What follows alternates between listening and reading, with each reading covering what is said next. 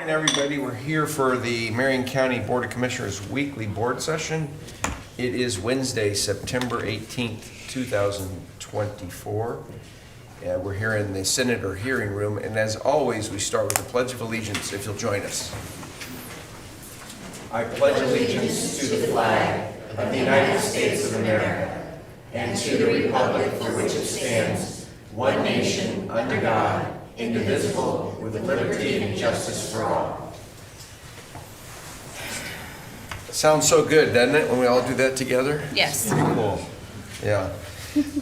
We're going to do public comment this morning, and I have two people signed up. I don't know if you want to come together or not, but I have President Jessica Howard from Chemeketa, and it looks like Louise?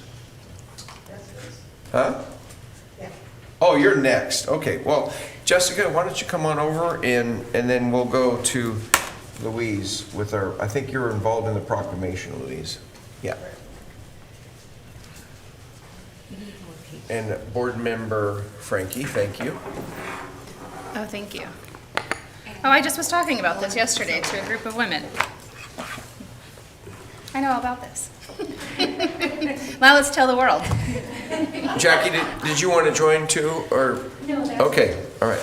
Well, thank you so much for having me, and Commissioners, very, very happy to be here today. I'm Jessica Howard. I'm the president of Chemeketa Community College, and I just wanted to share with you some information about how Chemeketa serves Marion County, and then something very exciting that's on the bond measure that if you haven't heard about it already, I'm here to share the happy news. So, first of all, just a snapshot of Chemeketa's relevance for Marion County. While we serve a 2,600 square mile district that includes 2 other counties and a portion of Lynn County as well, 4 of the 7 locations of Chemeketa are located in Marion County: Salem, CCBI, Brooks, and Woodburn.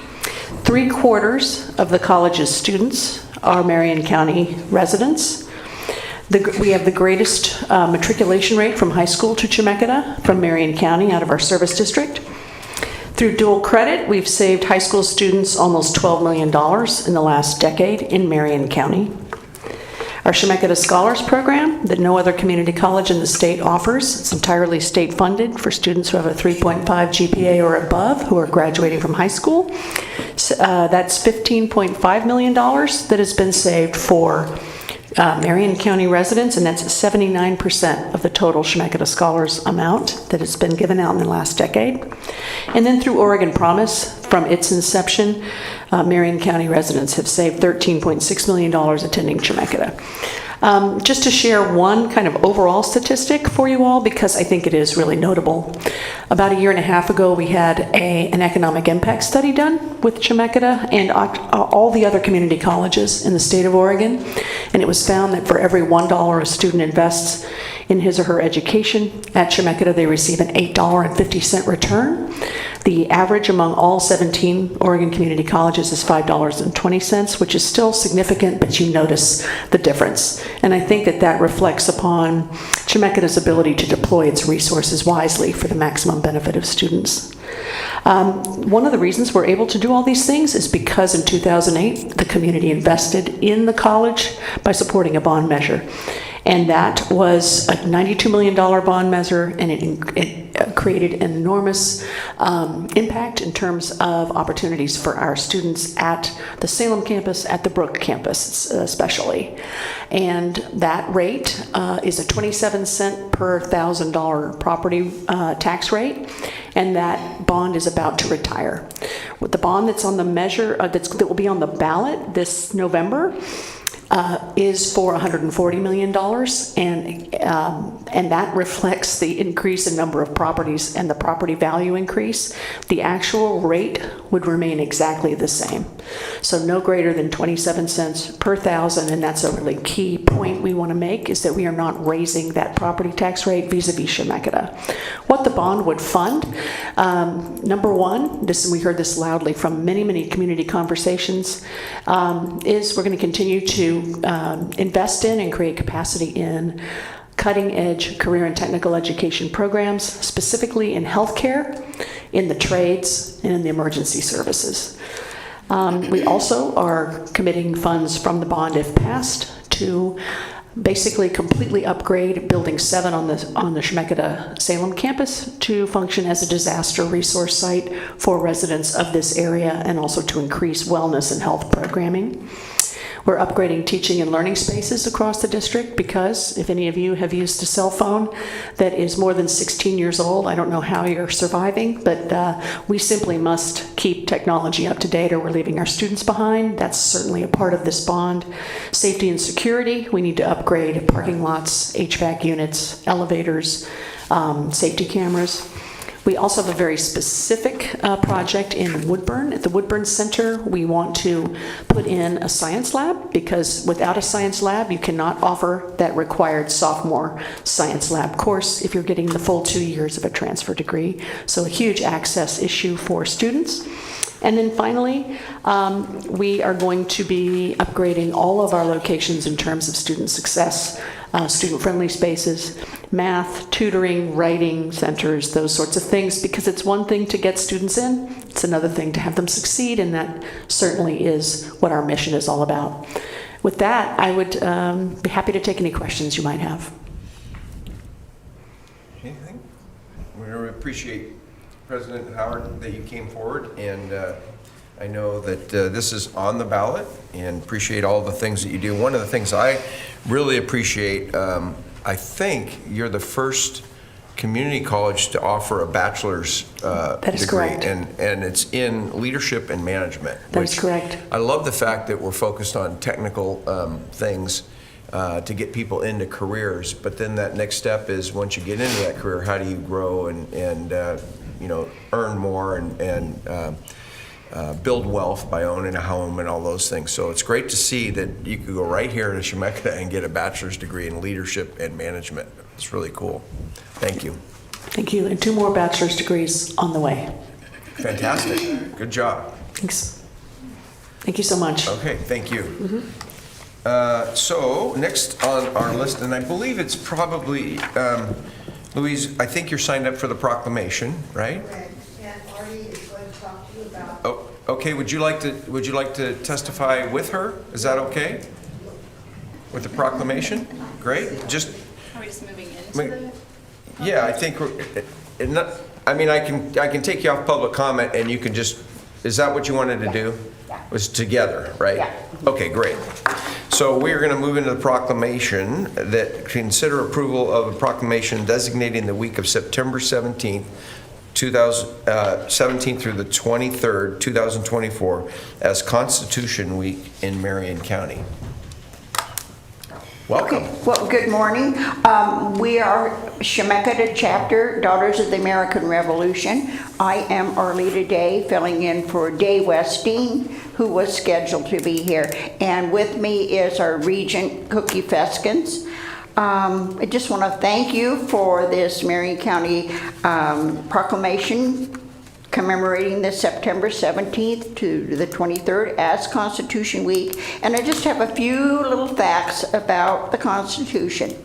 The United States Constitution was written in 1787 and signed on September 17th, but wasn't until 1788 that it was ratified by the necessary states. Of all written national constitutions, the U.S. Constitution is the oldest and the shortest. Of the 55 delegates attending the Constitutional Convention, 39 signed, 3 delegates dissented. The only state not attending the Constitution was Rhode Island. Some of the original framers and many delegates in the states ratifying conventions were troubled that the original Constitution lacked a description of individual rights.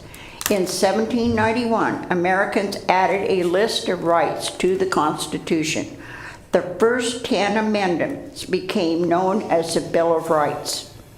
More than 11,000 amendments have been introduced to Congress. 33 have gone to the states to be ratified, and 27 have received the necessary approval from the states to actually become amendments to the Constitution.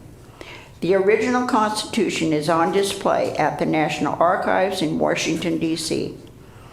When the Japanese bombed Pearl Harbor, it was moved to Fort Knox for safekeeping. And I could just go on and on with facts about the Constitution. There are so many of them. But thank you again for allowing us to come. Sure. Glad to have you here. Any questions, comments? I just want to express some gratitude for the Constitution. I know we do this every year. I see some of our sheriff's folks in the back, and we still go to the swearing in of new deputies. We still swear an oath to the Constitution. When we get sworn in every 4 years, we still swear an oath to the Constitution, and I'm just very grateful for it. I'm very grateful for, what a gift it's been to so literally hundreds of millions of people in our country and billions of people around the world. It's our roadmap. Yes, yes, Yeah. that's an important More document. people should read it. That's my 2 cents. Yeah, and understand what it means. Yeah. I had the honor of this weekend being in Philadelphia and going to the Independence Hall and seeing where the first Congress and Senate met there and seeing the Liberty Bell. And it was really cool. There's a lot of people there, and I was thinking, what's going on here? Well, we were approaching one of those days of it's where it happened, where they signed it back on September 17th, 1987. And Wait. 1787, excuse me. 1787, but it was kind of really cool to be there this last weekend. Oh, yeah. Standing on that important ground and thinking back and looking at some of the drawings of what it looked like and the president's home that the first 2 presidents lived in, and it was really an honor to be that. And so to have you come forward today with this, I'm excited that you're here. Again, as Commissioner Willis said, we do this every year, but you can never get old. Just like when we stand up and say the Pledge of Allegiance every Wednesday morning, it just is something that really doesn't ever feel, I never take it for granted. And we live in this beautiful country. As tough as it is sometimes, we all belong to the same under God, and that's really cool to think about it that way. So, take a motion. Mr. Chair, I also have a request for you. Maybe I see the preamble up there, and we have this proclamation. I was wondering if maybe in addition to reading the proclamation, you'd be willing to read the preamble, just for old time's sake. Go right ahead. Yeah. You want me to do it? Yeah, absolutely. Okay. I think it's a great idea. We, the people of the United States, in order to form a more perfect union, establish justice, ensure domestic tranquility, provide for the common defense, promote the general welfare, and secure the blessings of liberty to ourselves and our posterity, do ordain and establish this Constitution for the United States of America.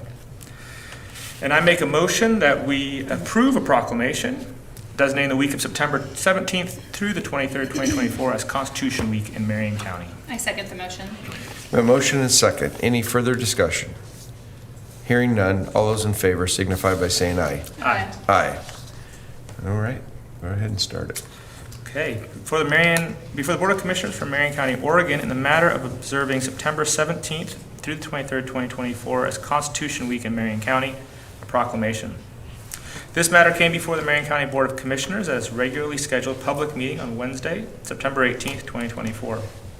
Whereas the Constitution of the United States of America, the guardian of our liberties, embodies the principles of limited government in a republic dedicated to rule by law, and Whereas we celebrate our heritage as a country bound together by fidelity to a set of ideas and a system of governance first laid out in America's Constitution. The product of fierce debate and enduring compromise, our nation's Constitution has guided our progress from 13 to 50 United States that stretch from sea to shining sea. And whereas September 17th, 2024 marks the 237th anniversary of the framing of the Constitution of the United States of America by the Constitutional Convention. And whereas this week we reflect on the basic rights and responsibilities of citizenship, the founding documents from which they were drawn, and the extraordinary legacy of progress they have enabled. Let us forever uphold the ideas that the framers enshrined in our Constitution, and let us never cease in our pursuit of the more perfect union they imagined so many years ago. And now, therefore, by virtue of the authority vested in the Commissioners for Marion County, we do hereby proclaim the week of September 17th through the 23rd as Constitution Week, dated this 18th day of September, 2024. That was a really difficult one to read. It's not worded.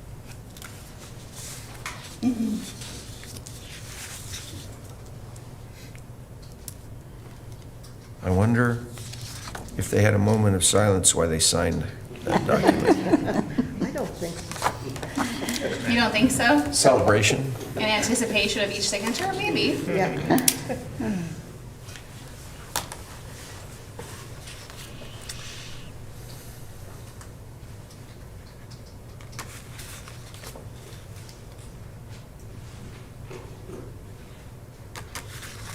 Okay.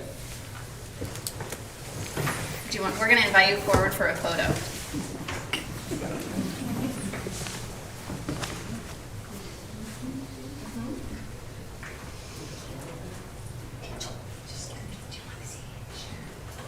Yeah.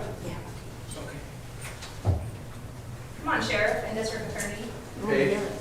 Let's talk about the Constitution and take a photo. Or talk about the Constitution. Do I have to give some sort of seal? You want to?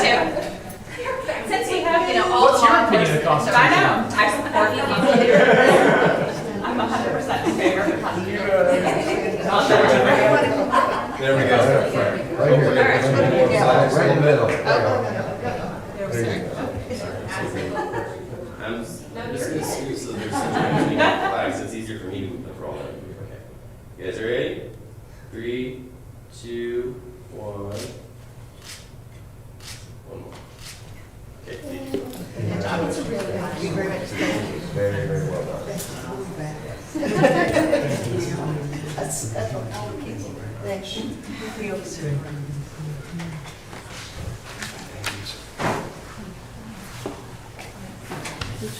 That's mine.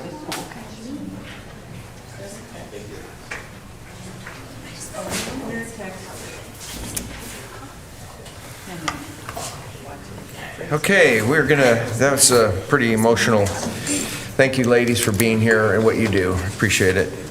Keep it alive. Okay, we're gonna do a presentation, accredited recognition for the Marion County Sheriff's Office Institutions and Enforcement Divisions Commander Tad Larson and Jason Bernards.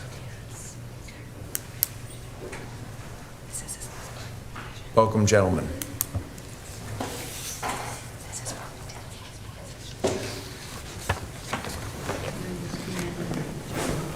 Good morning, Commissioners. Thanks for allowing us to be here to present these certificates. For the record, my name is Tad Larson. I'm the jail commander at the Sheriff's Office. And my name is Jason Bernards. I'm the Enforcement Division Commander with the Sheriff's Office. I think I'll kick this off briefly just with a little historical description of how we got here at the jail with the accreditation model. For decades, jails in Oregon were inspected under the original jail statute 169076. And about 20 years ago, the Jail Command Council and the State Sheriff's Association. Is your Oh, mic, your mic's your not mic, on, sorry. is your mic not on? Either that or I see a green light. Is that just pull it closer, I think. better? Yeah, I just got a message, I think. Is yours on? Yours is on, Jason, right? Yeah, There we I go. think so. That's good. Can you hear him now? Go ahead. How about that? Nope, he's coming out. He says it's on, so someone needs to come look at it.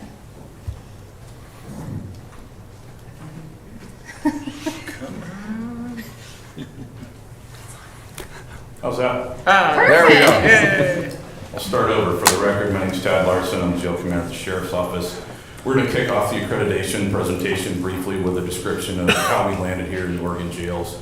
So for decades, Oregon jails were inspected using the original statute, 169076. And about 20 years, a little over 20 years ago, Jail Command Council and the State Sheriff's Association met to discuss a higher level of inspection standards. So Oregon jail standards were created over 2 decades ago, and that model's worked fairly well over the years, but with the push for more independent looks in jails and inspections and audits, we have gone to an accreditation model. So in 2022, sheriffs in the state voted unanimously to change that process to an accreditation model. It still encompasses 313 jail standards, along with the statutory requirements, but it breaks some of those standards down into Tier 1 and Tier 2 objectives. Tier 1 being health, safety, and welfare, and Tier 2 being non-health, safety, and welfare. So things like what you use for an exercise yard schedule or a commissary schedule are considered a Tier 2. Feeding, clothing, housing, going to court, mail, things like that are going to fall into the Tier 1 objectives. So in 2023, we began training jail inspectors from all over the state, and Clackamas County did a test run in this last year. And as luck would have it, our inspections are in February. So in 2024, we were the first jail formally inspected under the new standard. I'm happy to report that we passed, and I just brought a couple of comments from the inspection team that was here, made up of members from different agencies throughout the state. So they mentioned the adults in custody were well behaved, compliant, and respectful. Staff were professional and knowledgeable of their areas of responsibility, and the inspection team found the Marion County Jail to be clean, quiet, and well maintained. And I think we had over a dozen folks just within the building working on this, including our own jail inspectors. But I'd especially like to thank Lieutenant McDaniel and our jail inspectors who worked on this. They had to prepare all 313 standards in advance of the on-site inspection in February, including providing documents that prove that we do what we're saying we do and are required by standard. So we had one standard that's not applicable as it relates to interns in our medical unit. We do not have that, and it's not a requirement. And we had one that needed some improvement, and so we have a contract signed to inspect those medical files with an outside entity. It's no longer allowed under the accreditation model. We cannot have our own doctor inspect his own files, and that makes perfect sense. So we've contracted with an outside agency to conduct those file reviews, and we're now compliant with that. So Seems like we're pro accountability around here. yeah, it sounds like it. It's a good model. It's always best to have some other eyes look on those documents. So happy to report that we've passed and that process is over. And sorry it took so long to get to the board, but we have both of the certificates. Once Commander Bernard is done, we'll be happy to go over those with you. Great. Yeah, Thank you, I'll make mine brief, but as the jail as well, we're also governed by ORS to be accredited, 181657. We have gone through 3 re-accreditations. Our initial accreditation was in 2014, so we've been accredited for 10 years now. Our last re-accreditation in 2023 was prepared prior to me taking this position, so I've been trying to catch up, learn a lot about the accreditation process. For us, there's 3 main processes in the accreditation. It's the application phase, the self-assessment phase, and the on-site assessment. I'm super proud to know how much work went into this, countless hours by multiple people in our office. And the other stuff doesn't stop, right? And so we're still responding to emergencies. We're still dealing with everything day to day, and this on top. So for them to get this done is pretty amazing work by those folks. On average, it takes 6 to 18 months for that reaccreditation process to go through. So it's a lot of work for our folks. So I'll just share a quick a note from the director of the Accreditation Alliance, Scott Hayes, who I know well. He just basically wrote us a letter, said he would like to recognize the outstanding work of the accreditation team in preparing your agency for the accreditation review. Their attention to detail made the assessment very manageable and easy to review. We appreciate the amount of work that was done by your staff involved in this process. So they did an outstanding job. Fantastic. Yeah, so you've been here for a minute at Marion County. You want to talk about the 30 years of service that you've provided to the citizens in your role and throughout the time you've been here? No. Too bad. Well, You No get one to. can ever accuse Commander Norris of being I a know. liar. I love that you're very direct, and you have to. I could go on for hours about how much I love this career in the sheriff's office in Marion County. Obviously, I never left. I think it's proof that you can start a career in a fairly stressful field and stay with the same employer for an entire career.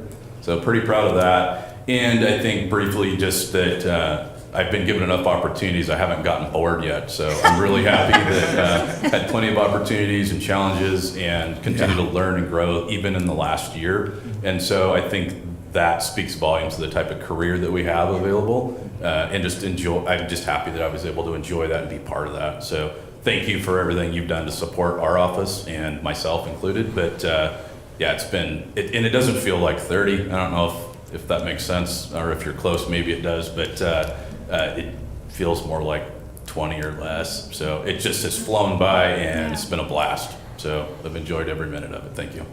Well, I want to say thank you. I know we're going to do this again at some point at some retirement bash in just a few weeks, but it won't be televised, so we won't get to embarrass you quite as much with this broad an audience. So Yes, thank you for we're that. going to do that today. You're welcome. We're all very familiar of the fact that you like to hang out behind the scenes, considering the commander position you have in the building you're in.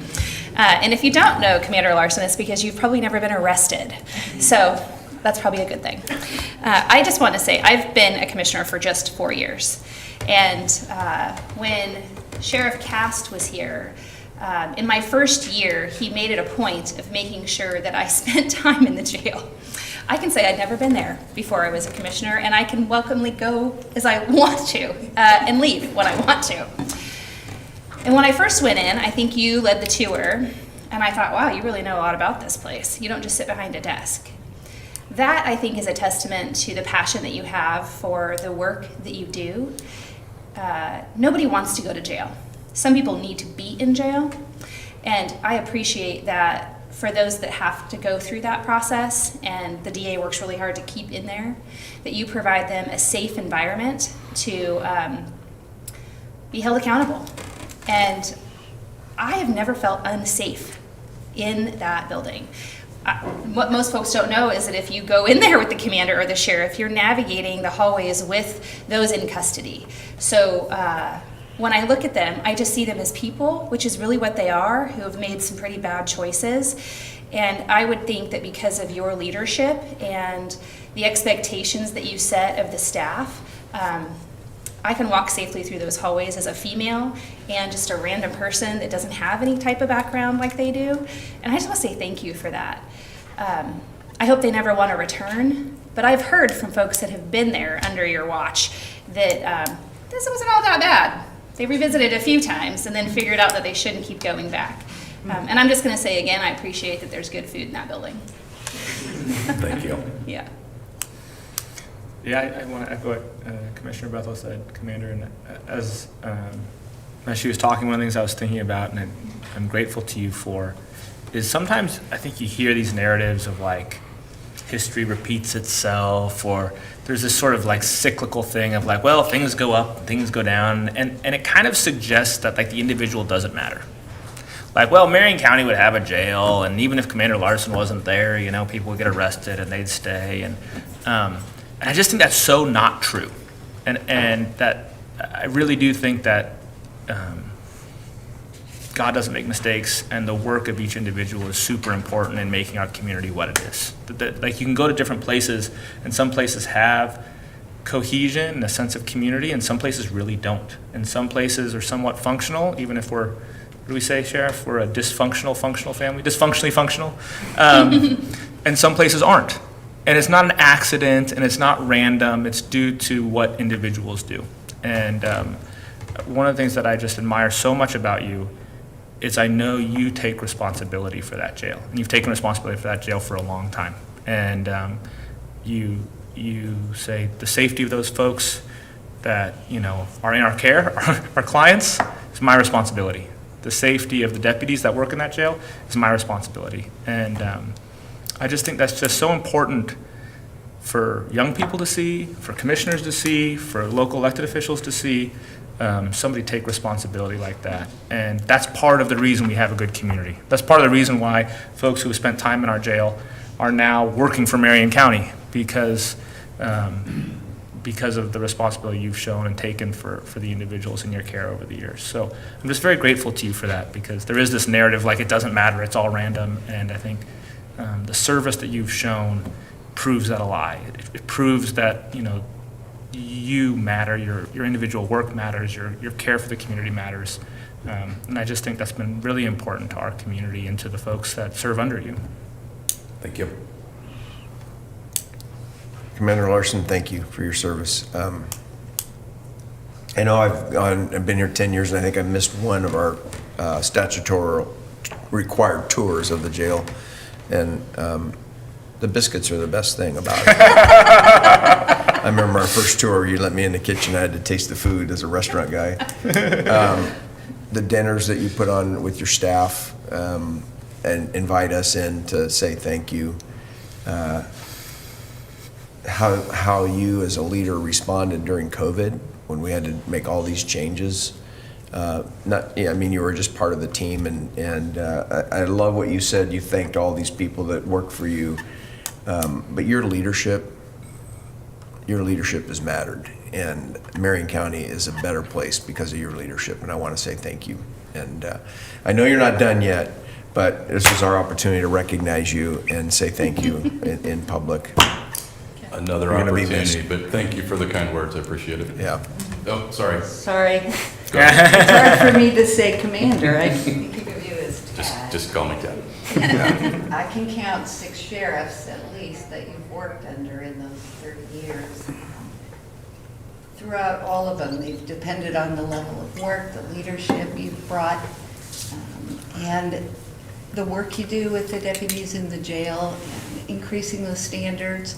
You know, I recall a meeting we had a couple of years ago with national consultants who came out and said, you are one of 2 across the country that we send others to learn about how to run a jail professionally. So I just want to say thank you. We'll miss you, and congratulations to you on the institution certification, as well as you, Jason, on the enforcement certification. They're both great, so thank you. We'll miss you. Yeah, thank you.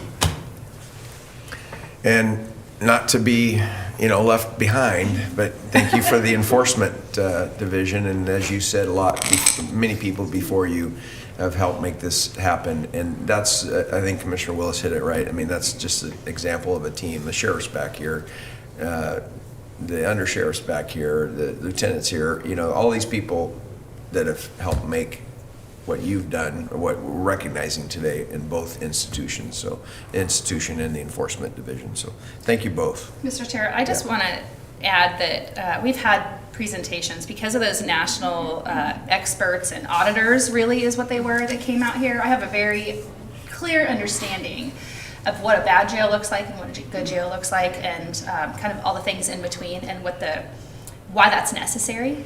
What I don't have is the enforcement side of that, because we've not really been pulled into a space of real deep education on what that certificate looks like and why it's important, aside from the fact that I think everybody in every institution system should be held accountable to outcomes. I'd really enjoy an opportunity to learn further about that. One of the things that we are really good at and that I take pride in is bragging on the work of Marion County. And I'd say over the last 4 years, we've talked a lot about law enforcement to try to counteract some of the narrative that's kind of in the national space that's just been really dark and ugly. If I have a further education, I can share that education. And so I would like to invite you and the administration at the Sheriff's Office to come to the board and give us that. Maybe at the next Community Corrections Board, we can add it as an agenda item, and you can give us a detailed education on what that is, what it means, and why it's so important. And then we can share that narrative. And then I'd also ask that the individuals on the enforcement division also talk about it. Obviously in their line of work, they're very busy, but outside of that, we're doing a lot of recruiting, and we're doing a lot of other really difficult tasks to try to elevate the good work of Marion County. And I think the best salespeople are the people who love the work and that are doing the work. And so if we can figure out a way to encourage them to do so, I'd like that. Absolutely. Thank you. And both the sheriff and undersheriff, of course, are nodding their heads in the back. So sorry about that extra work. Thank you for doing it. Oh, good. Thank you both. Appreciate your time today. Yeah, congratulations. We're taking a picture. These. What's the thing? Do we have a certificate? Is there a Yeah, he's got a big. Look, he's got a big, beautiful thing there. I'm like, what are these? Let's go. Let's go take a picture. Come on. Okay. Well, I just you wear a assumed suit we were for? giving it to somebody.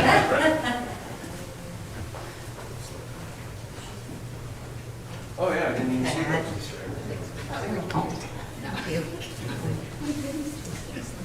You guys have to spread out. We can't be. Maybe on either side or Come on, one side. undersheriff. There we go.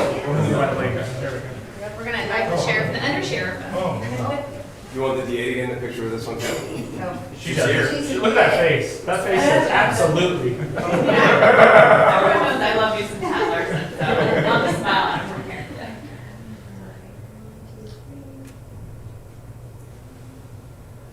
Thank you. I think we should get a press release out. Great, too. Yeah. It's a huge accomplishment. Yes, of course.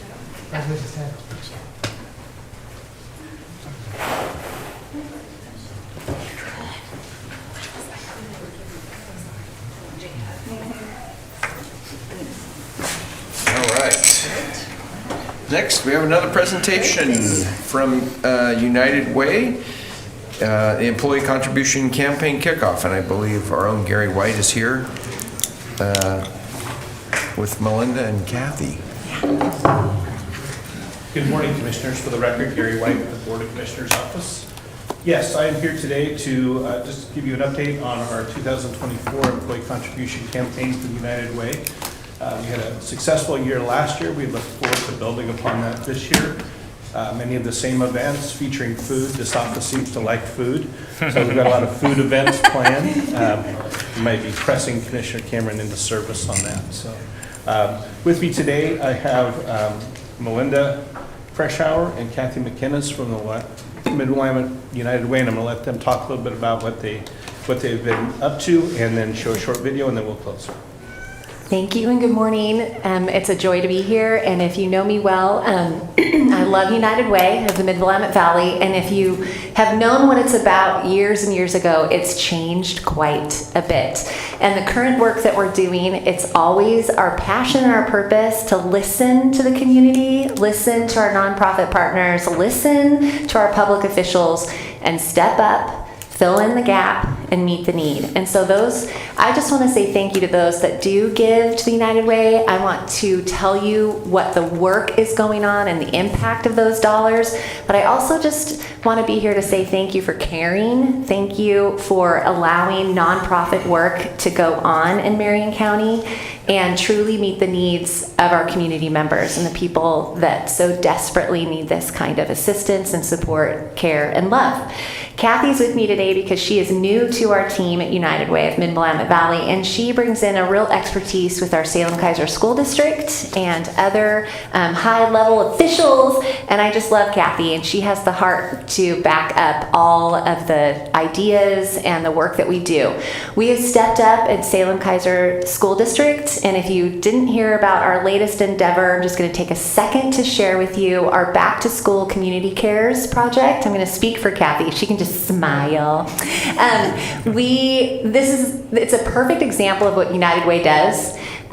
We know where people need that kind of support, and when they just are down and out and all those things in between, United Way can step in and say, not only are we going to be here to support you, but we can convene and bring our partners together. We have over 700 in the state of Oregon, and we can bring officials in, we can bring community leaders in, and we did this with this project. We served every single school in the district, every staff member, teacher and staff member, a meal right before school started, when they were in for their trainings and they were in for their meetings and they were in for all the things. We showed up with other businesses, other community groups, faith-based groups, churches stepped up and they said, yeah, we want to do this. We want to serve our teachers, serve our staff to show them that, yes, we care.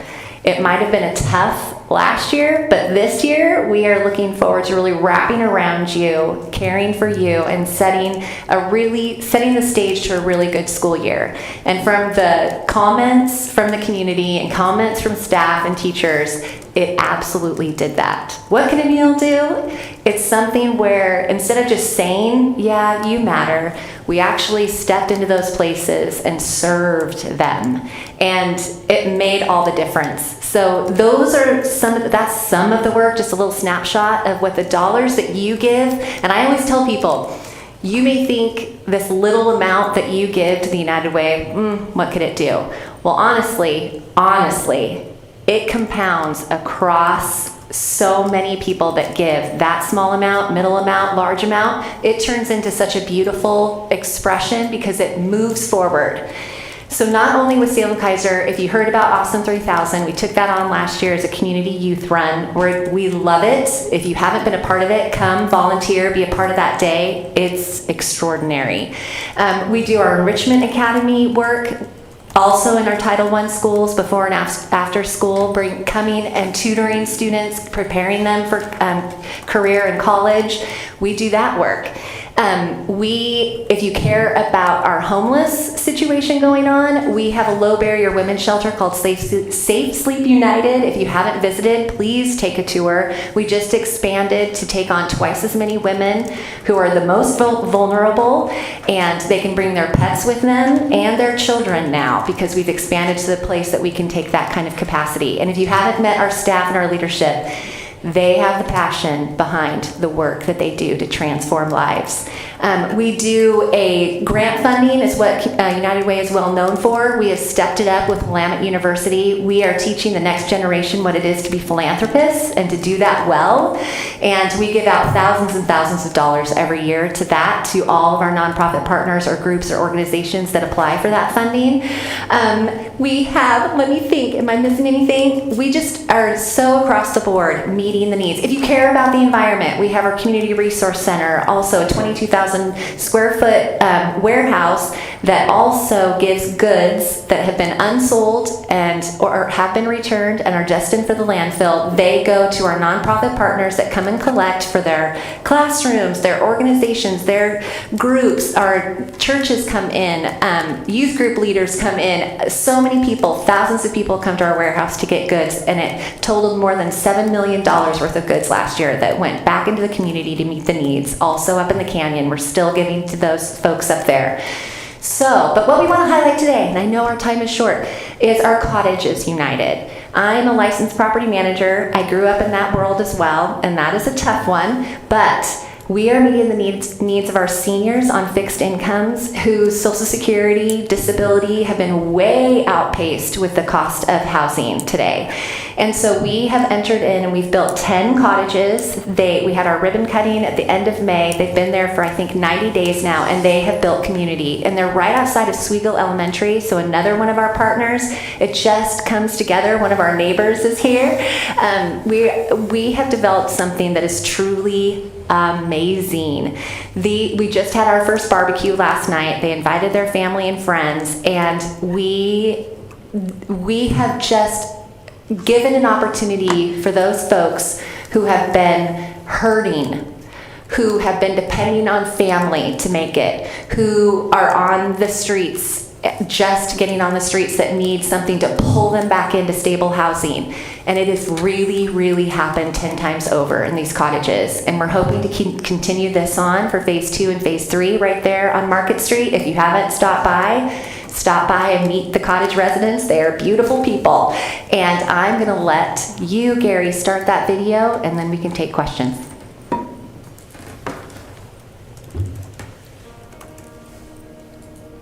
For many, housing has become unaffordable, and those on a fixed income are at the highest risk of ending up without a place to live.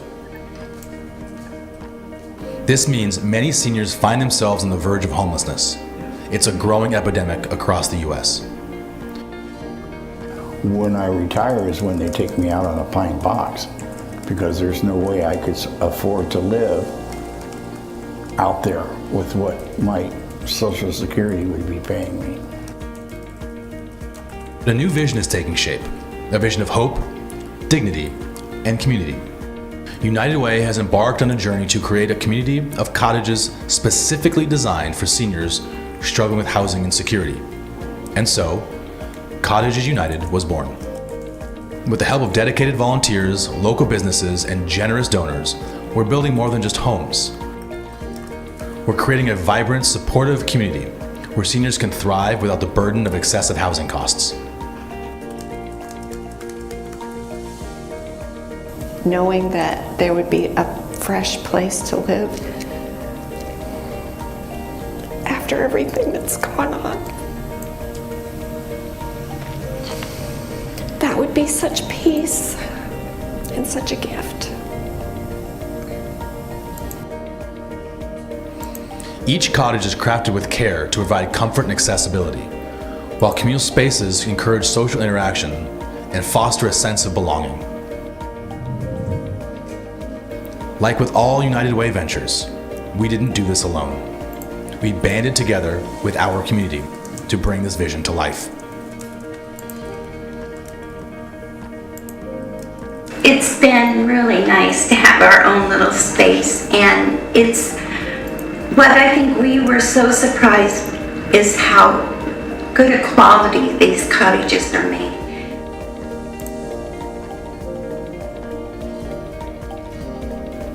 For many seniors, this cottage community will mean a new beginning, an opportunity to live independently, securely, and surrounded by friends.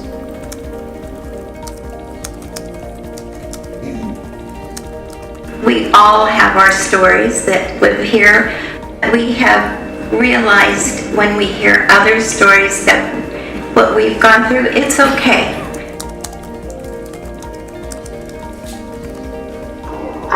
It's just totally a miracle how we got to have this, because if you're out there looking for apartments, there's nothing in this range that we could have ever had. And I mean, I think every time we see someone homeless or living in a car, we go, that could be us. And we're just so thankful to have this little house that we can call ours.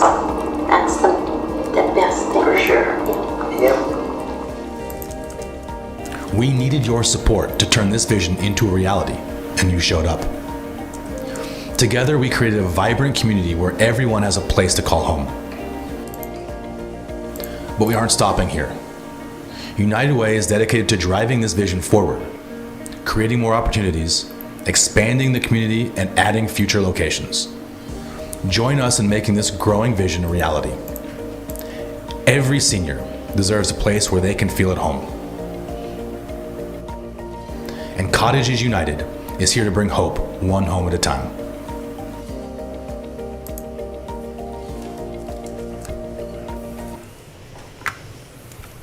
Thank you for letting us share the heart of United Way and the way you guys can join in with us today. Appreciate it. Do you have any questions for us? Yeah, Melinda, what's the rent for the seniors in those I cottages? thought about I think that's a good idea. These are 400 square foot studio style cottages with washer and dryers installed and full bathroom, all of the things for $500 a month. Right. Mm-hmm. Great. Yeah. I'd just like to add, having come from the senior living industry to join the county, what they're doing there is a huge need and will continue to grow over the years to come as more baby boomers who have struggled financially find themselves in a difficult place with limited resources and limited support. So this really touched me when I saw this. Yeah, and your waiting list, how many people? Currently 188 individuals, but they also are always recommending. I get emails every day and phone calls every day for more and more. Mm-hmm. Okay. And then do you work with our housing authority at all? Yes, Okay, all right. we absolutely do. Good. Questions? Good? All right. Thank Well, thank you for your time. Are you going this to talk about the morning. kickoff, or what are we doing? We are. October 1st, we're doing a breakfast cook-off. We're doing biscuits and gravy and eggs. And then we've got a variety of activities over the next 4 weeks through the month of October. We've got bingo, we've got raffles, we've got a soup day, we've got fry bread tacos. We've got a lot of items that are going to be auctioned off. They are anxious in the building to get started. We're making it a very competitive event this year. The intranet and Facebook page for this event is going to track the results for each department, so we can be looking at how everybody's doing and position ourselves against one another. We're all coming together to support these great efforts and to make the best and to give back to our community. We thank you for your support. So October 1st is biscuits and gravy and eggs? Yes. Is that on the 5th floor? Yes, on the 5th floor in the library. Can you have Chanel to make sure that gets on my calendar? Yes. Yes. Well, in addition to that, upstairs on the 5th floor, are we doing the same, well, I should say we, because I just come eat the food. Is Chanel going to be doing Indian tacos again this year? Yes, she is. That should be on everybody's calendar. And then We are sorry to preparing- Chanel, because it's a fair amount of preloading work to do fry bread, coming into serving lots of hundreds of people. Yeah, we'll have That's the amazing. calendar and the website completed here in the next couple of weeks. Each department's getting back to us since our last meeting, finalizing their plans. So we'll have a calendar, and there'll be weekly reminders of what's coming up next week and this week, and then all of the activities you can sign up for online.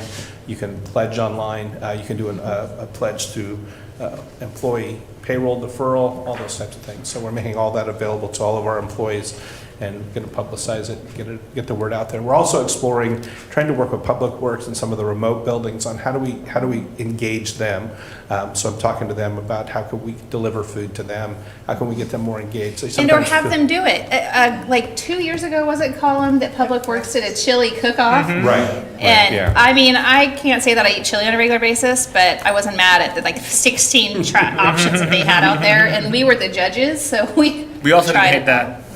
Yeah, didn't hate that. They could do something like that. Yeah, they're looking at their options. They did talk about bringing the chili cook-off back, so. Yeah, great Just idea. waiting for them to firm up their Are you bothering the sheriff's office at PSB about something? They're working like on to a eat. plan. They kind of stay within their own building a little bit, so we're Well, working we with them. could though. break down that silo today. Just saying. Very good. Very good. Yep. Good. Great, thank you. Thank you again for your Appreciate it. support. Yeah. Thank you. And do you have a flyer? Do you have a preference? Blue, of course. You got Thank you. first, you get first choice. Let her have first choice. I'm fine with either. Thank you. Yeah. No, thank you. Yep. Awesome. Thank you. Thanks, Kathy. Thanks, Melinda. Appreciate your service. I know we're still on the big board meeting, so I don't know when that's coming up. We have a board meeting coming up. I'm not doing the executive committee anymore, but it's great to see you. Thank you. Have a good day. Okay, we are moving right down the list to the consent calendar. Commissioner Bethel, if you'll move that long consent calendar. Oh my gosh, this is so unfair. I'm happy to do Like, it, it's except I have no literally idea where my ridiculous. agenda is. Oh, here, it's hiding. I got it. There's a lot of stuff up here today. Oh my gosh. This is like a joke. I feel like Chair Cameron is just making a joke. I'll be totally honest. The staff asked me on long consent agendas to read them, just so saying. So today, I'm happy to move the consent agenda with one item under Public Works to approve the purchase order with Dick Hanna Chevrolet in the amount of $145,074.18 for the purchase of 4 Chevrolet Silverado 1500 half-ton pickups as part of the county's annual scheduled light-duty replacement plan through April 30th, 2025. I second the motion. All right, motion and second. Any further discussion on the short, long consent calendar? Stop, you're just Hearing rubbing it none. in. All those in favor signify by saying aye. Aye. Aye. I feel great about that. All right, our first action item is under business services to consider approval of the public improvement agreement with Hermanson Company in the amount of $755,061 for the renovation of the HVAC system at the Marion County Courthouse Annex through November 30th, 2025. Terry, welcome. Good morning. Terry Stoner, Facilities Manager. I'm going to give you a little background. The heating and air conditioning system at the court annex basically broke down here a while back. We got it engineered to get it replaced, went out for public bids, had 2 companies put in a bid for it, and Hermanson is the one that came on top. We do have an approved CIP for it already, so we are asking for permission to move forward with this. Yep. I will say thank you for all the, how do I want to say this, the creative work you did to keep them cool throughout the last summer and beyond, so thank you. So hopefully we'll get this done before next year. You're welcome. Yeah. All right, Mr. Chair, I move that we approve the public improvement agreement with Hermanson Company in the amount of $755,061 for the renovation of the HVAC system at the Marion County Court Annex through November 30th, 2025. I second the motion. A motion and a second. Any further discussion? Hearing none, all those in favor signify by saying aye. Aye. Aye. Aye. Okay. Thank you. Thank you, Terry. Okay, our next item is under Community Services to consider approval of the contract for services with Cascade Sound, Inc.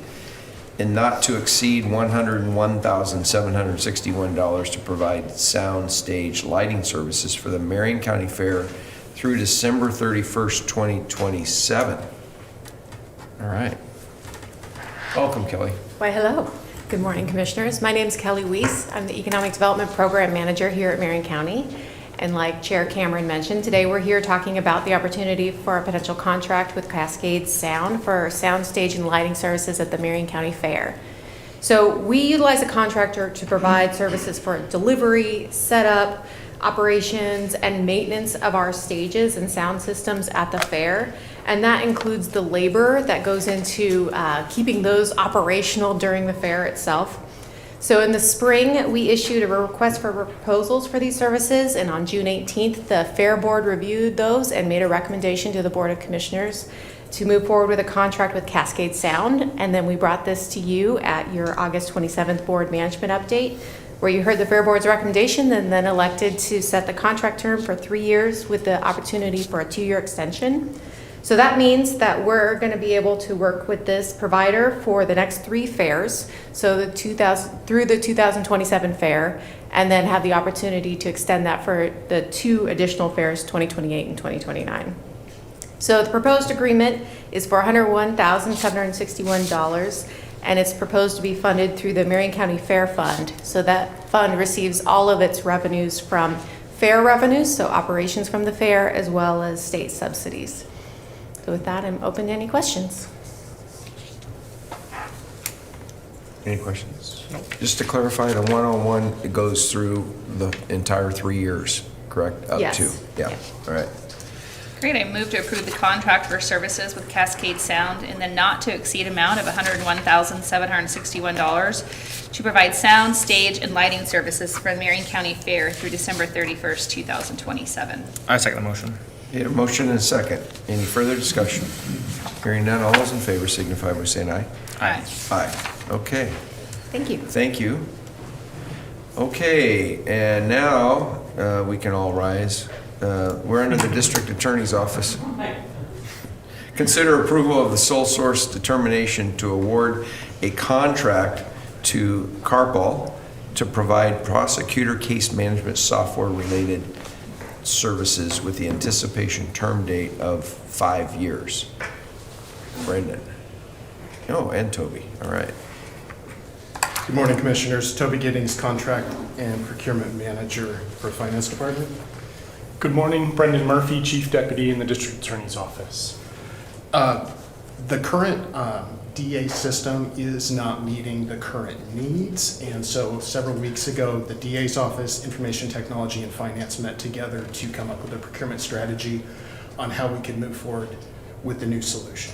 Upon learning more information, we found that there is significant support for getting onto a similar platform as 34 of our other peer counties, and we determined that doing a brand name specification combined with a sole source determination was the most appropriate path forward. And so last time I was here, Commissioner Bethel, I was very in the details and you asked me to word it differently. So I can get into the weeds as far as you want me to, but I'm trying to keep it more.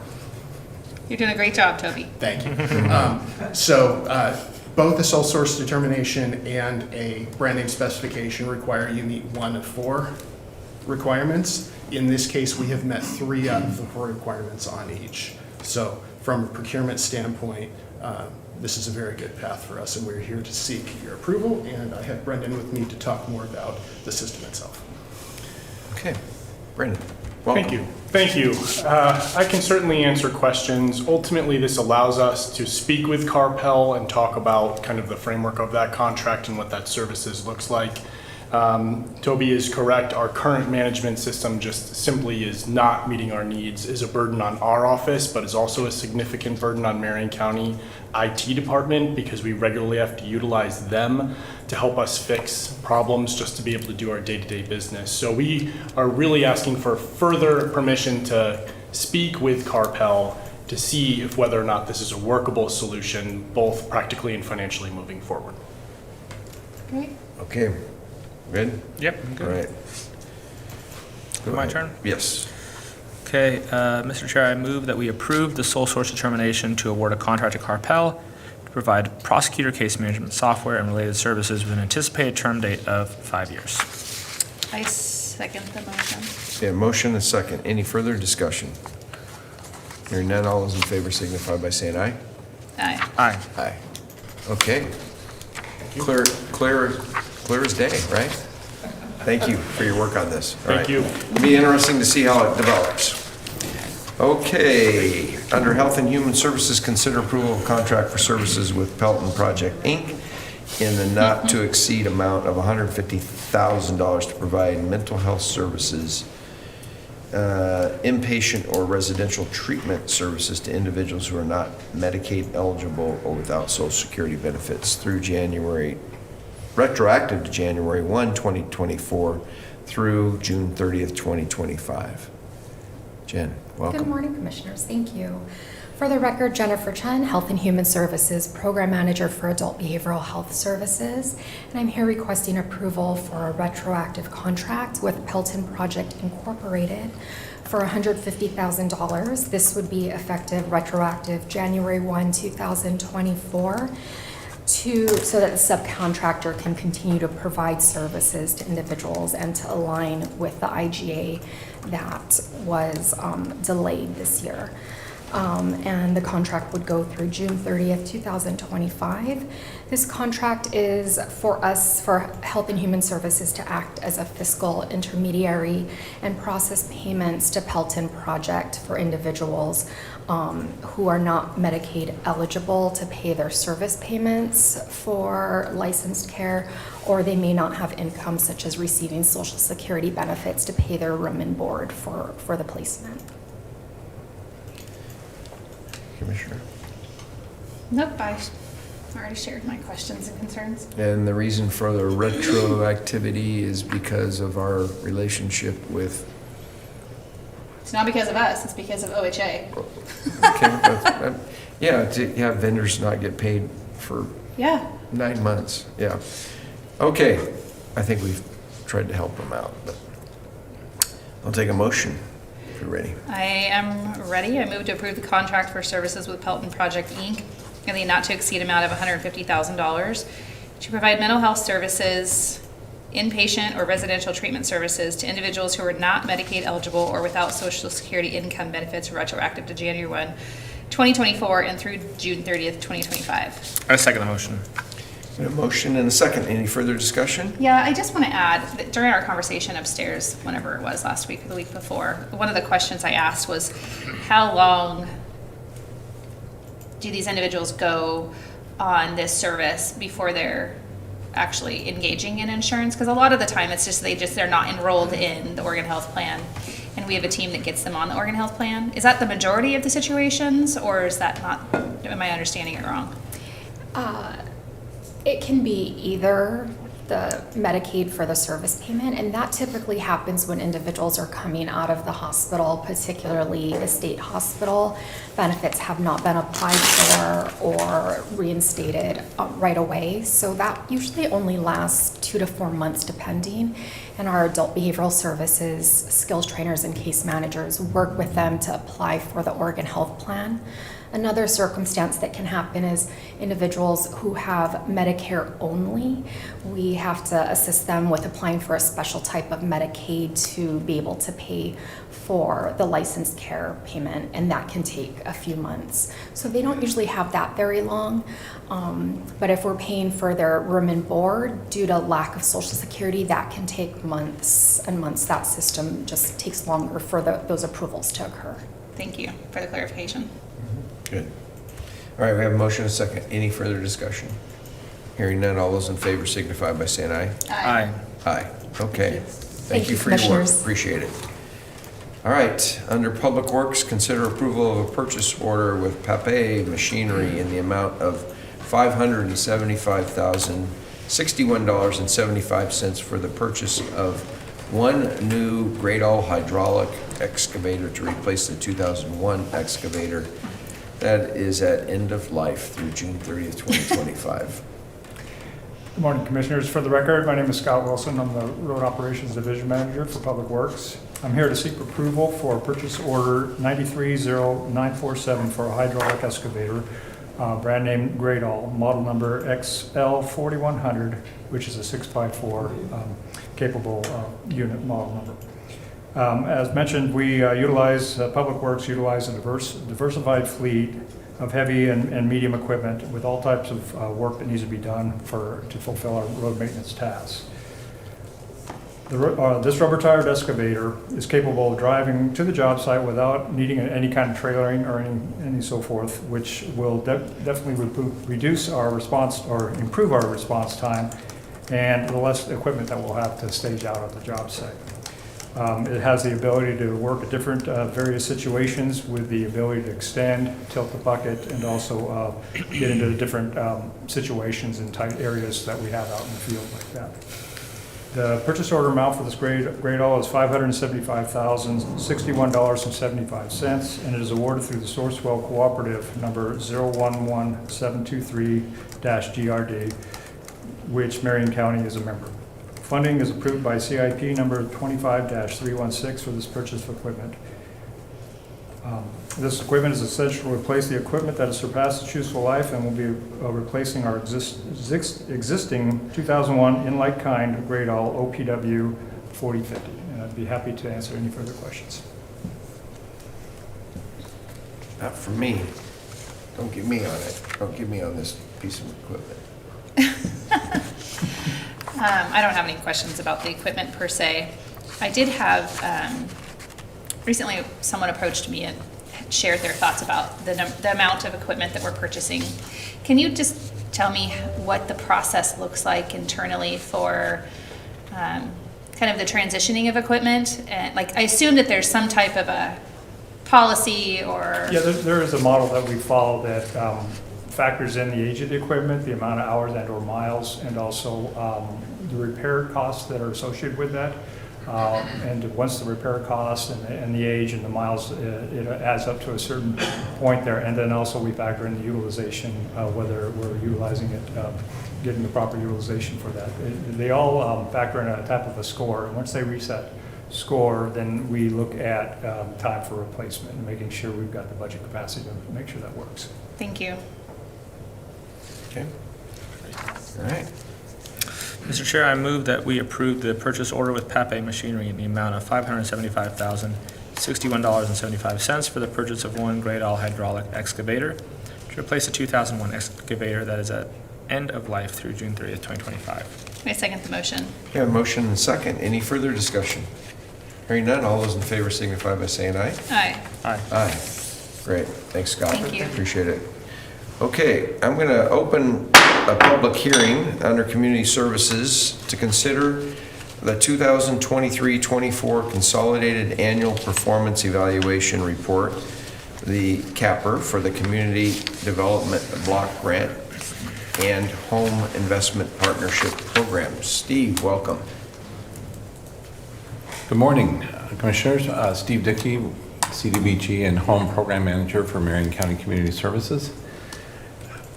And caught that just before the computer restarted. I was like, it's going to shut down at 10, 9. Get my presentation up here. There we go.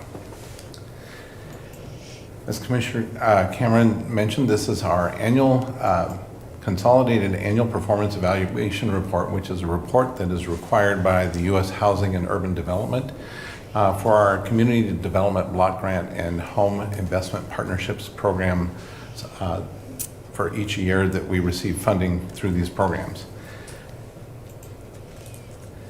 This is a report that is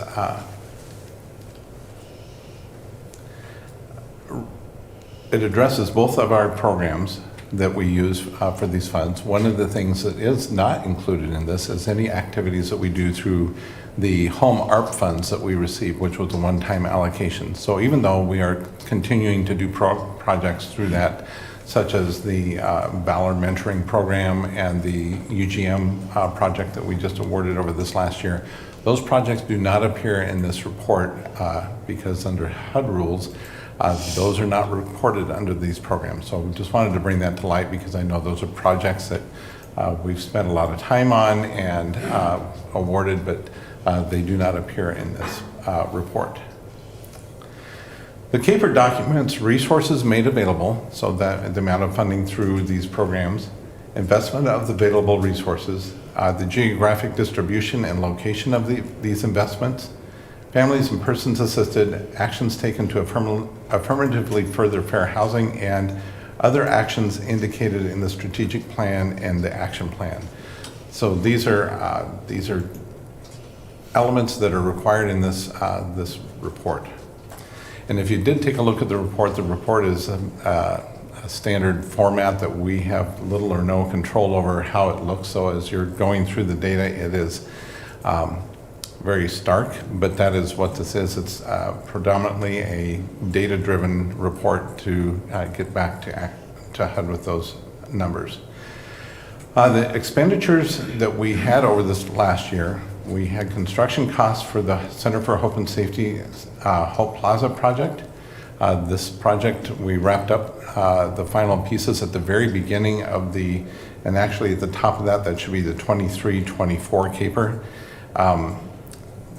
We were very excited to see the earlier, I believe it was last month, the grand opening of Hope Plaza, a great resource for our community, and this was an opportunity for us to get the final expenses to them and get that paid for. Operational costs for Center for Hope and Safety in their Woodburn location, we provided $30,282 of their $100,000 grant. Operational costs for United Way Safe Sleep Salem, we awarded $200,000 to them, and they've gone through $165,001. Operational costs for Boys and Girls Club for the Center for Development Education Programs, and that amount was $59,048. We also had operational costs for the Boys and Girls Club Healthy Lifestyles Program, $15,703. Purchase an additional house for Soaring Heights Recovery Homes at $350,000. Homeowner Residential Rehab Program, program oversight of $503,027. Homebuyer Assistance, formerly known as a down payment assistance, because the program can also help with buying down points or closing costs, of $321,309. The CAPER also identifies how CDBG and home projects from this year will provide a solid foundation for upcoming program years. So the program contacts also that we made over the last year include 65 contacts overall with different community partners. And this was done through community meetings, one-on-one meetings, our surveys. Notable connections that resulted in awards this year were with Silverton Area Community Aid, which were awarded $250,000, Santiam Hospital Regional Resiliency Center, $250,000, Church at the Park for a commercial kitchen of $250,000, the Court-Appointed Special Advocates Program of Marion County, $75,100, and City of Mount Angel Street Reconstruction Project for $500,000.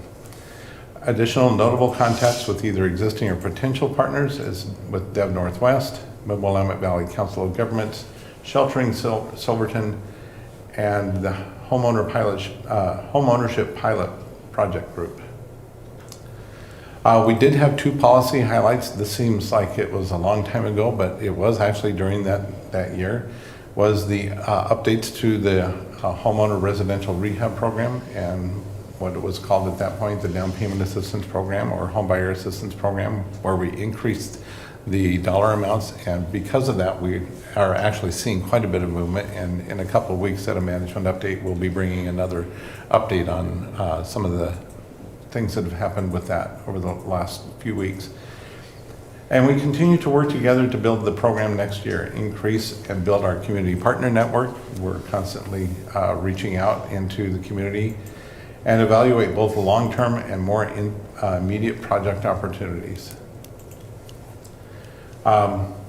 This is a table that just provides a little bit more detail on the projects that we went over, and I would be happy to answer any questions. Questions for Steve? I don't have any questions. No, thank you for your work. We're making progress. It's Yeah. been a big hill to climb getting this program up and running, and Yes. but now it feels like it's running. So thank you. Welcome.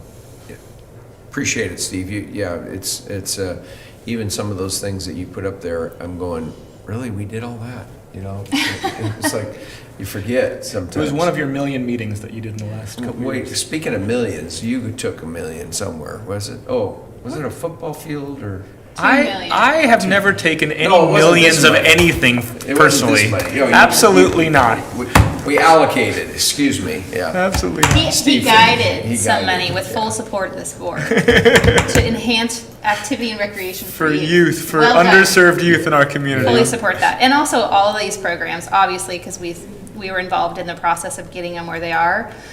I think, was it yesterday? Management update was just yesterday. And you came before us just to notify us that this was coming. And Chris reminded us that 5 years is like next year. Yes.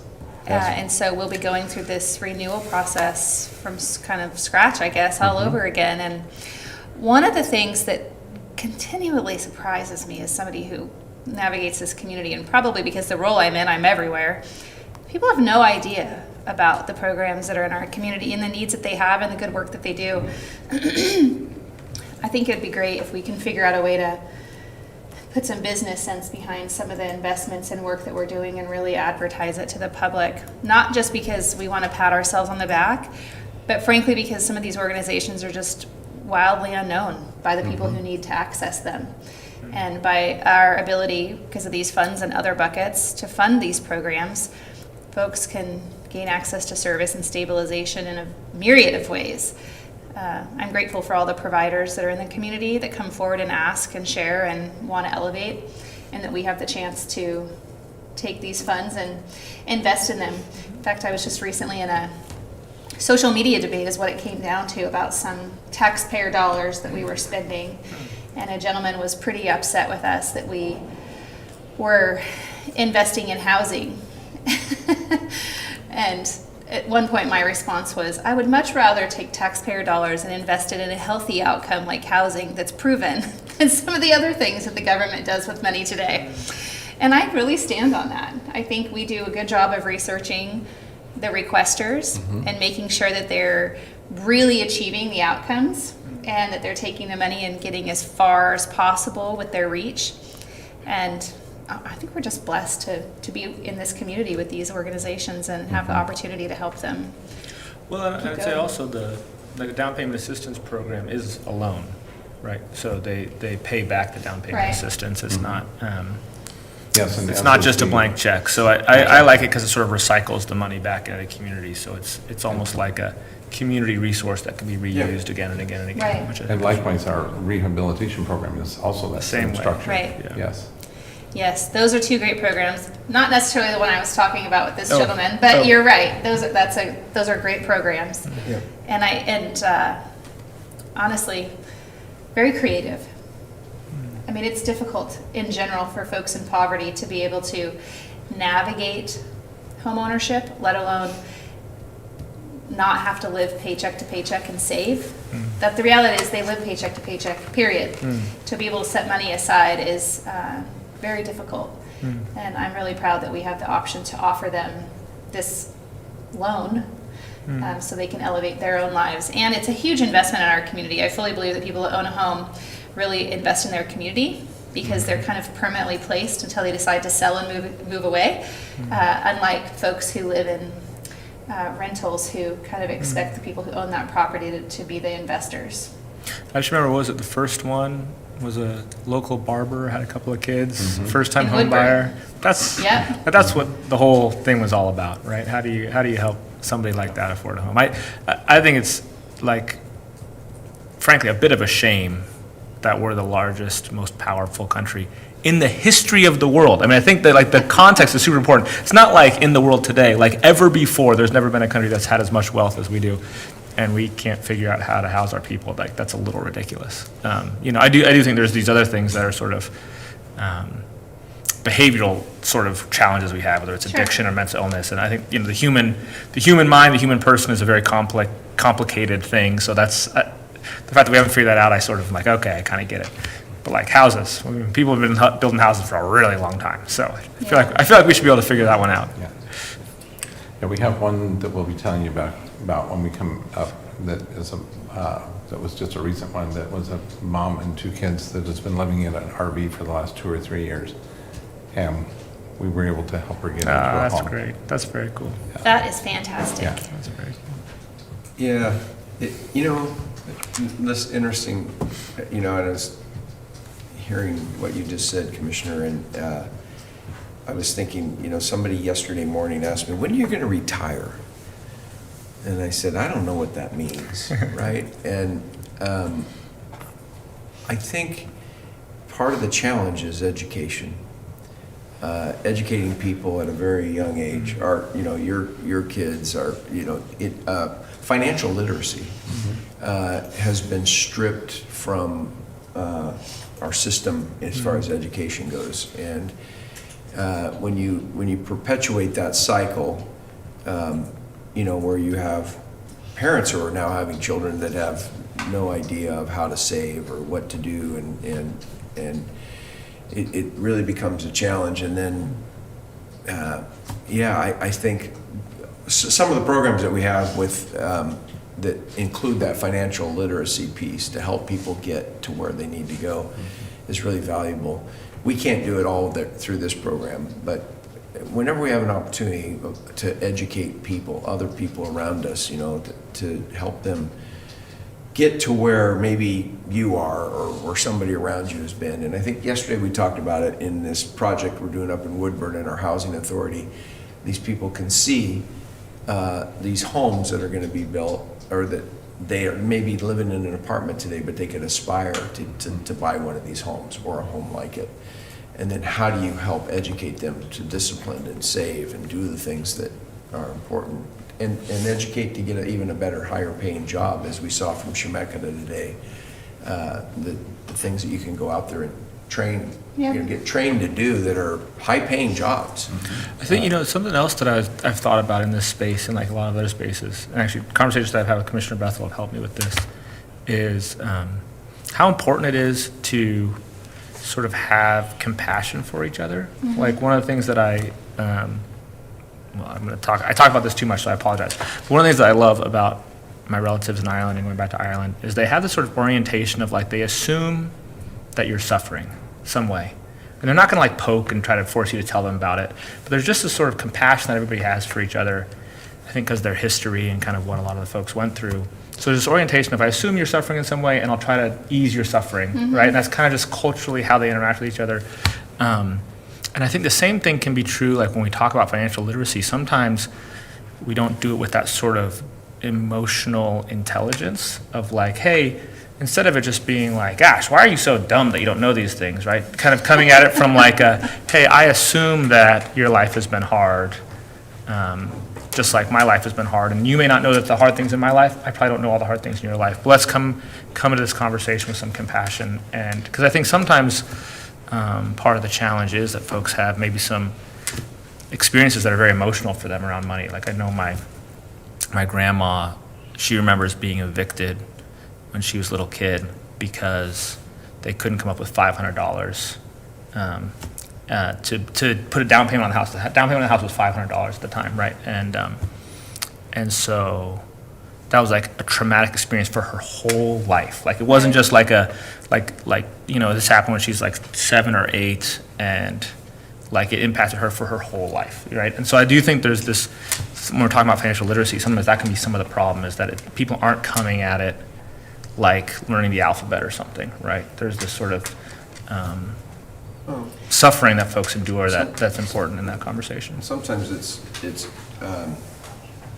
it's embarrassing to talk about it, personally, and having somebody come along with compassion and say, oh, let me help you. Yeah. Let me do that. But I go back to that retirement question, and I go, no, because there's so much talent that you've been given, I've been given, that I need to pour that out and teach other people, and not just get in a motorhome and go off and, enjoy it. It's okay to do that. That might happen sometime. Maybe 30 days in Belize instead of just a week. Yeah, but to give back to our community, and it's, retiring to me is like, no, do some things that you can help impact people. And for me, it's a passion to help anybody that at a young age, my daughters are doing well, but it's because of discipline and some things that they've learned along the way. And to share that with other people in our community, I think is why I was getting off on retirement. Well, I just say that I really enjoy this discussion. Thanks for sitting in on it. Yeah, great. Yeah, we'll close it in a minute, but I just think what I want to add is what I hear you describing as survivability versus livability. And education is important, but the timing of that is also important. When I was in high school, I went to McKay. I remember the teacher, and I remember the class in the modular in my sophomore year where finance was a part of the curriculum. I remember that US Bank was a partner of the school, and they brought a fake checkbook over, and we had to go through the curriculum of learning about checking and savings and balancing a checkbook. And I also remember them giving me a newspaper that had information about the stock market in it, and there was some type of education around the stock market and investing. That's what I can tell you about that education. I can't tell you anything else, because at the time, my life was very much structured in a way of where was I going to sleep that night, what was I going to eat the next day or that day, the confrontation and conflict that existed in life. I would like to say that the education system is trying, and it's missing a significant amount of opportunity because it doesn't recognize truly the challenges that individuals in our community experience every day. That single mom and her 2 kids, now she's ripe for the opportunity, I believe, to receive an education to advance her life. She had to make that choice, first of all, for herself. She had to want to access what this looks like and be open to the information. So the compassion piece is super important, because not everybody is ready when a system wants to shove you in a box and make you learn it. It comes at different stages of life. I'm in that stage right now. Thanks to you, I am learning a ton about investment, and it's super important to my children and my grandchildren, which is where I have the opportunity to start engaging. These programs are super critical. I know that you guys do a ton of work, and as I said before, kind of starting this conversation, we just don't do a good job of marketing what's out there and available. We can do a better job of that, and I think it's a priority that we have to set at the top of the list to educate. So thanks for the work and for this and for next year and the work we're going to do then. So I just was curious, I was looking at Brenda, nobody signed up to testify for the public hearing? Just us. We've been testifying. Just making sure, I just want to make sure I... Yeah, 0, she said. Open for public comment, we're good. Okay, then we will close the public hearing, and we will open back to the Board of Commissioners meeting, and we will now consider a resolution to adopt the program 2023-24 Consolidated Annual Performance Evaluation Report for Community Development Block Grant and Home Investment Partnership. So moved. I'll second the motion. Okay, we have a motion and a second. Any further discussion? I just want to say one thing. As I was listening to Commissioner Bethel, I think of the county budget's a great example. Where money is actually kind of boring, but all the services that we provide, people are fascinating, right? And the work that all these people do in the county is so important. And I think for me, that's what makes me interested in our budget process, because that's a big part of our job. But it could be a super boring part of your job if you don't actually see the services and the people behind the numbers. And I think the same thing is true on the personal level, just like it is at the county level. Seeing the human element of what we're doing is really the key to making it work. Yep. Agreed. Okay. I'm excited about this work and that we get to do it. All right, we have a motion and a second. Any further discussion? Hearing none, all those in favor signify by saying aye. Aye. Aye. Okay. Thanks, Steve. You're welcome. All right, Maybe you can Commissioners. just capture that and submit it for your public comment. Yeah. So, anything you want to chat about? Or we, I mean, on Monday, I kept talking about it being the middle of the week, so I don't usually, right now, I don't know what day of the week it is, there's so much going on. Oh my gosh. I'm excited to say that this week, we, Marion County, have the opportunity and are taking the opportunity to host commissioners from across Oregon.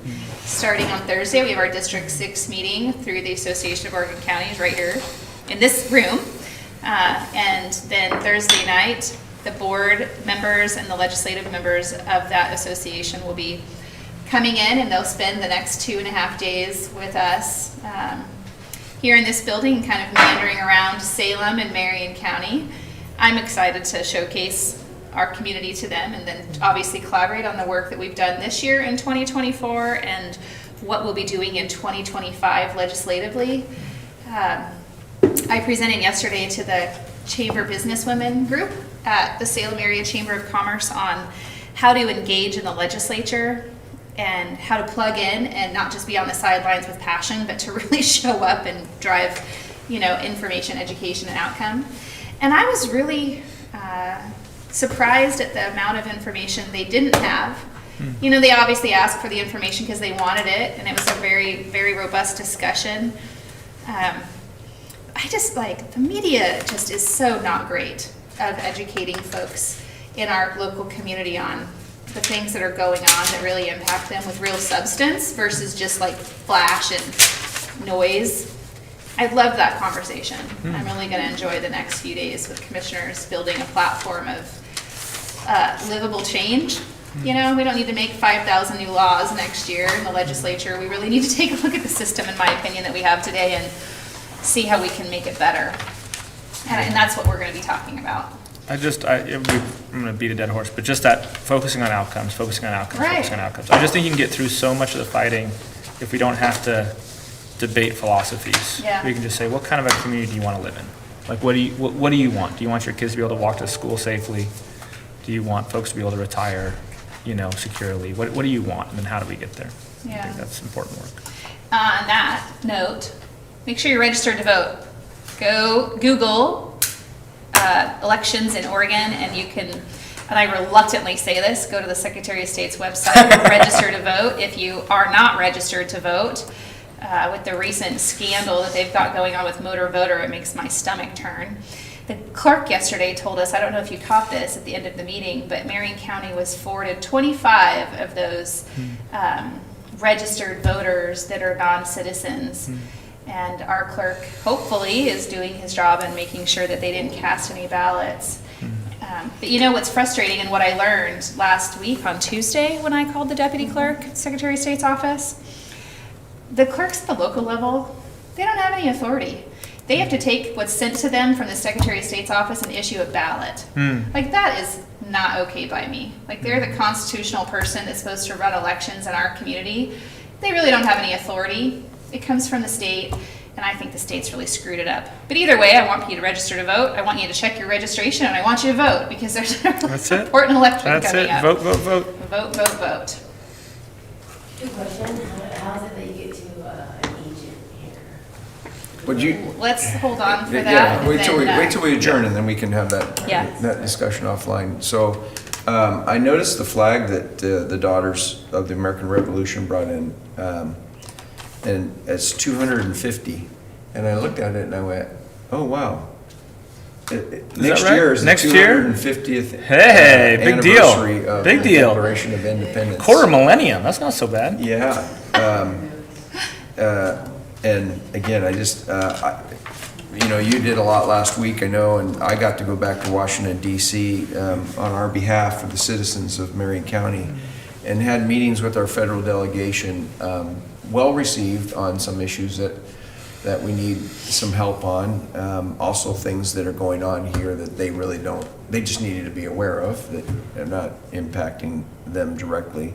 But they may hear about it, the three basin rule, those types of things. So it was a good trip, and it's good to be home. And as I said earlier, being in Philadelphia That's last pretty weekend. cool. We took a Yeah, little that's pretty detour cool. before we came home, and it was great to be there.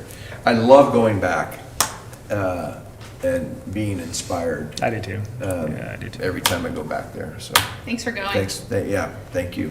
I really, it's an honor and a privilege to do it. Okay. Anything else? No. And we will adjourn. All right, what was the question? We can have a dialogue. So yeah, if we